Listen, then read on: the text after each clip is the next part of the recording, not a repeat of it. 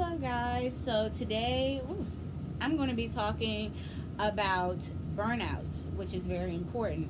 So, what I normally like to do is I like to take breaks from dating and breaks from dating apps, even if it's like 2 days or just a total week or two from dating and dating apps and just talking to people because you will have a burnout, okay? Talking and dealing with that many people on an interpersonal basis like that is exhausting, especially if you're not making the type of progress that you want to see immediately, because you're basically just rushing yourself to a goal.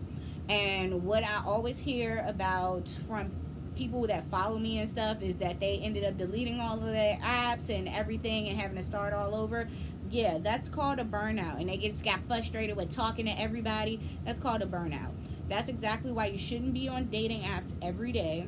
I recommend maybe every other day or even every 2 days or so. You should not be on multiple dating apps all day, every day. And you definitely shouldn't be taking every opportunity that somebody presents to you. So sometimes when people do offer you a date, miss the message or turn them down because first of all, your life isn't revolving around dating, and those people will wait. They will be okay. If they have a problem with waiting, then that already tells you that this is a red flag. This is somebody you probably should not be going on a date with, if they already are that entitled to your time. So keep that in mind, of course. So another thing that's important along with in this burnout video is that you also switch up your pictures and go out, take some new pictures, and going out, go out, have some fun, get a breather, go to the gym, take a break. You don't want to just be spending every day trying to build something with multiple people. That is exhausting. That is work that you're not getting paid for.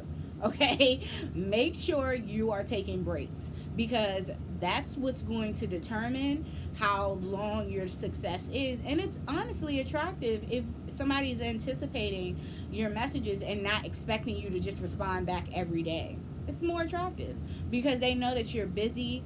They know that they have to tread carefully with you and can't overstep your boundaries. And it shows that you actually have a life outside of them. So if they, outside of this random person on the internet, remember that. So if they want to be a part of that life, then they're definitely going to have to step it up in the future when they want to see you or take you on a date. So this is actually something you want to do even with the guys that you like.